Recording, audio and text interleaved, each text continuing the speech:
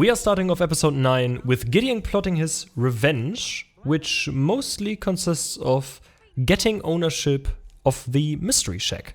As soon as we switch to the front view of Gideon, for some odd reason the desk that he's sitting at is mirrored.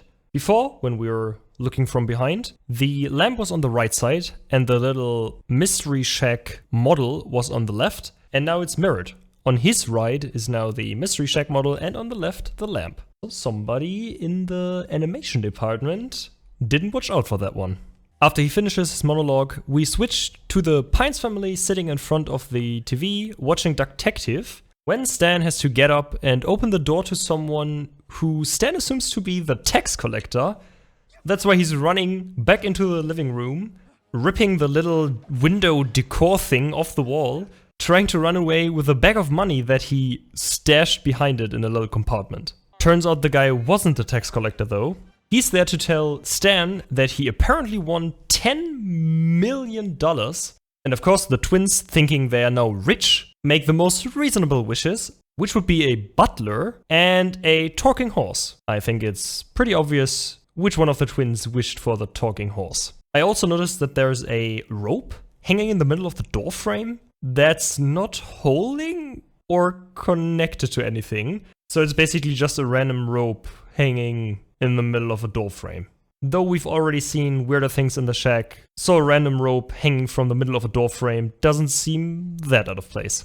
So Stan signs a contract right before Gideon reveals himself and that Stan just signed away the shack instead of getting $1 million. While Gideon does his little victory dance, there's also a faster version of his theme, the Little Old Me song playing. But Stan, being probably the biggest con man himself, saw right through this whole thing and just wrote Gideon a nice message. And after Gideon takes this massive L, the Pines go back to watching TV, with Mabel actually mentioning that her favorite part is the theme song right before the intro starts. This episode also handles the whole setup thing a little bit different than the other ones. This time Gideon is trying to take the shack, but it's not to set up the whole episode. It's part of a bigger setup for the plot for the rest of the season. And it's just there to actually have him around to basically slowly hone in on this idea of him wanting the shack. And right after the intro, we start off with multiple decor items. First of all, this little turtle that is currently being used as a table is probably a reference to the unicorn frog turtle thingy from the intro of Phineas and Ferb, if I'm not mistaken. We also got a lady and a gentleman brain in a jar sitting on top of a shelf. At least that's what Seuss refers to them as. Yeah, that score chart seems pretty well balanced. And now we also get the theme for the whole episode. And yes, we got another Dipper fights with his insecurities episode. I know, we got a lot of those. But I guess it makes sense in a show that is really about growing up. So this time it's about Mabel actually being taller than Dipper, even though for the whole time before that they were the same height. And after Mabel began calling herself the alpha twin and making some short jokes, Stan also gets in on making fun of Dipper's height, which is ironic for a dude who stands around like Quasimodo, with Seuss being the only one that says that they shouldn't do that. And after saying that, he also stares into oblivion. I noticed that somehow characters in this show have a hard time looking each other in the face when talking. Mabel also nearly breaks Stan's hand while high-fiving him for the amazing jokes they've made. Right before we switch back to Dipper in the attic room, trying to get the journal down from the bookshelf, which seems kind of weird, because how the heck did he get that up there like that if he can't even reach it now? Did he just climb the bookshelf? Anyway, as always in these episodes, Dipper tries to solve a problem in the healthiest way possible by using magic crystals. And no, I don't mean drugs or something, I mean like literal magic gems, which I also mentioned in the first episode when Jeff the Gnome proposed to Mabel to be their gnome queen by giving her a ring with a giant crystal on it. I mentioned that this crystal could be one of these size-altering crystals. There is also a passage in the physical journal about these crystals, the same one that Dipper is reading right now. And it talks about the author finding miniature buffaloes and giant squirrels and linking these crystals to said abnormalities. It also says that different colors perform different functions, which is very different from what we will see in the episode, because there Dipper uses only one crystal to do the same thing, just by turning it around. And in the journal it says that there's a crystal that has shrinking properties, one that has enlarging properties, and that's basically it. So you would need 2 crystals instead of the one we see in the show. I present to you Small Deer. And also a regular sized mountain lion. Not to be a nerd or anything, but I'm pretty sure that such a rapid growth would probably make every living thing bite the dust instantly. Just as a little side note. When Dipper gets back to the attic to try out the crystal, the camera zooms in on the wrong window. We're zooming in on the window that belongs to the other room in the attic, where Dipper sat, for example, in the first episode. I am also pretty certain that there's no real way for this mechanism to work. He just taped a bunch of strings to the crystal and taped that to the flashlight. And when he turns the head of the flashlight, it turns the crystal? That's probably just some more Gravity Falls trickery. When he tries it out for the first few flashes, he points it up to the ceiling. So he probably just shrunk and grew the roof without it collapsing, which seems pretty sturdy for a house with all the many hazards that we already talked about. Okay, so to keep it a bit easier, let's just say that the beam needs to be relatively concentrated, and that's why nothing else changes size, except for the pawn. When Dipper goes back down into the shop, Zeus immediately notices that he's suddenly a millimeter taller than before. So apparently Zeus can see changes in millimeters in human height, which is probably a superpower.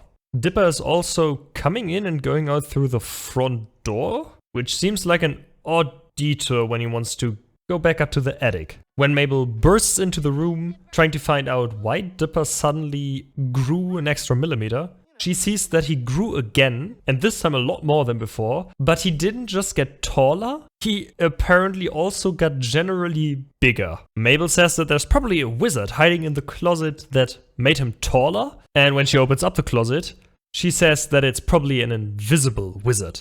And funnily enough, apparently this episode wants me to look into the journal a lot more, because there's actually a page in the physical journal that details the invisible wizard.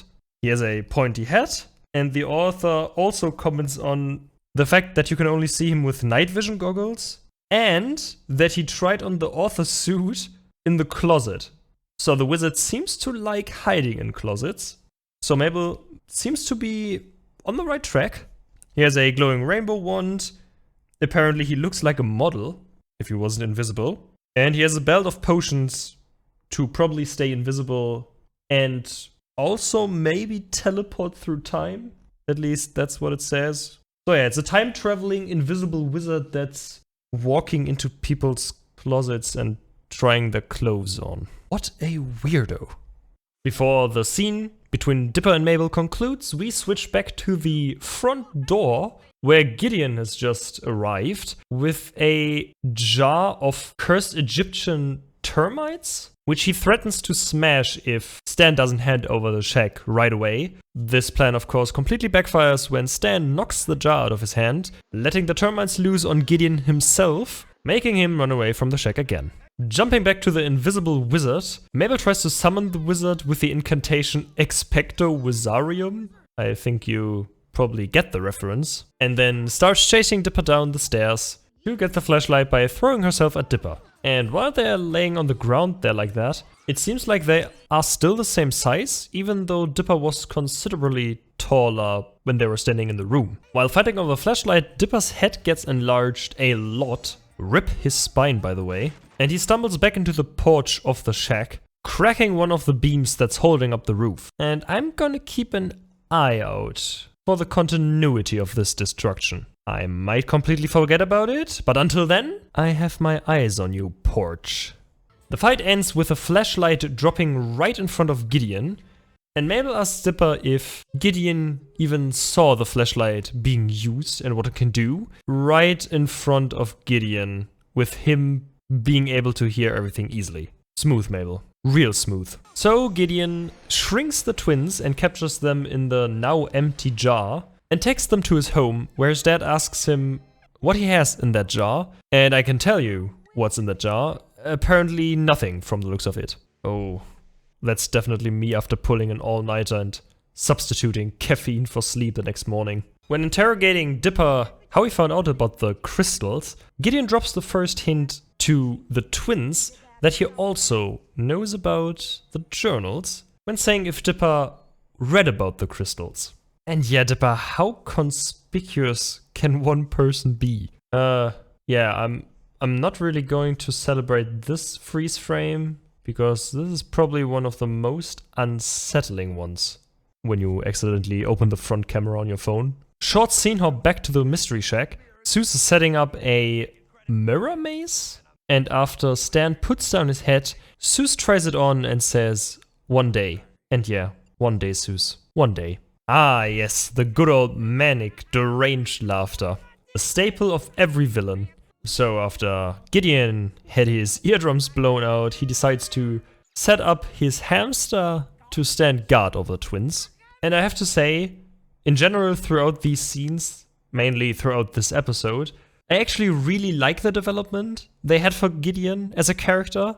From the first time he was introduced to now, he got even more openly manic and crazy, basically because he's getting consumed by his delusions about Mabel actually wanting to be his queen, as he says, and that he should be the rightful owner of the journals. So yeah, I gotta say I really like what they did with him as a character. It seems believable. That juice box was definitely not completely red. That was blue before. Oh, and hopping back on the topic of characters again, Cheekums, the hamster, definitely one of the deepest characters in the whole show. So, to escape, the twins use the hairs caught in the brush to create a rope to climb down from the cupboard they are on, displaying insane grip strength in the process. And, yes, the art of war. Yeah, I guess that makes sense for someone like Gideon to have that. Underlines his whole narcissistic nature. When the twins escape from Gideon's bedroom to the living room, they witness Gideon having a tantrum after his dad tickled him. And frankly, I can't explain why, but I just love his exit in this scene and how he says that he'll take the bus. I'll just take the bus! Because his dad couldn't drive him. So after the dramatic exit from Gideon, we see the twins outside in front of the car dealership. And of course, Mabel throws another haha Dipper short joke at him after he says that they need to get higher. And the place they decide to climb to get a better view is the floating dollar sign, from which they see Gideon waiting for the bus and telling Susan about his plan of annihilating the Pines family. To actually follow Gideon to the mystery shack, Dipper comes up with the amazing idea to use the dollar sign to fly there, which somehow actually works out perfectly without them getting blown away by the wind or exploding in a giant fireball, because they could have been blown into the electric wire that they narrowly avoided. Aha! I knew it was a good idea to keep an eye out. The beam isn't destroyed anymore. Where's the continuity? No! Hey ho, editing Niceless here. I noticed a little error in this scene. My comment on the beam is still technically correct. It should be broken. But reviewing the scene where it gets broken, I noticed something that makes it a bit more complicated. There are two sides to the shack. One side with a couch on the porch, and the other side, which is the entry to the shop itself, has this pit cola machine and the icebox in front of it. When Mabel chases Dipper out the front door, they actually run out through the shop entrance and not through the house entrance. Meaning in front is the pit cola machine and the icebox. But when Dipper stumbles into the wooden beam, you can see that there's a couch on the porch. So the two sides of the house got mixed up. If we go with the original setup for the scene, the beam should be broken on the side of the shop entrance. So technically, again, the comment is still correct. Yeah, so besides the drama about the beam not being destroyed anymore, the twins try stopping Gideon from entering by sacrificing the gummy koala head, with him going up to the tub that's standing on the side to look into the reflection to fix his hair. And just by the way, the tub was definitely not there in any other shop before, and that seems like a pretty big oversight to have the tub standing there in the scene where he goes up to it, but not one scene before that. Just seems like something that should not be as easily missed. Of course, the plan doesn't work out because Gideon catches the twins again while they were busy fighting over their height.